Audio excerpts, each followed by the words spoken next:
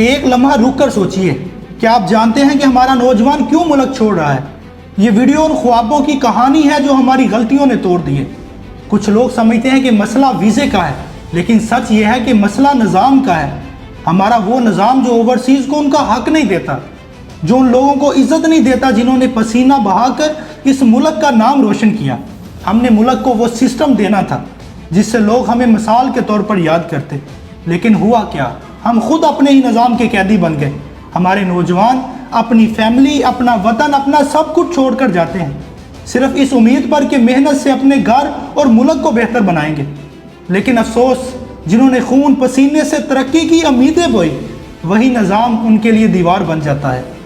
5 سال ایک ویزے کے انتظار میں در بدر کی ٹھوکریں کھاتے ہیں، بیوی بچے سب کچھ پیچھے چھوڑ کر، آنکھوں میں بس ایک ہی خواب کہ کبھی عزت سے گھر واپس جائیں گے، مگر حقیقت میں وہی پسینہ، وہی خواب کسی دوسرے ملک کے لیے دولت بن جاتا ہے۔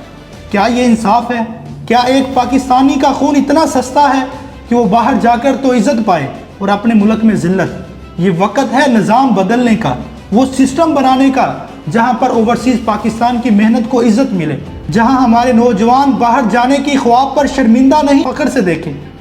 اور اگر آپ بھی چاہتے ہیں کہ ہماری آواز حکومت بالا تک پہنچے تو ہماری ویڈیو کو زیادہ سے زیادہ شیئر کریں، ہمارے چینل کو سبسکرائب کریں تاکہ نیکسٹ آنے والی ویڈیو بھی آپ تک پہنچ سکے۔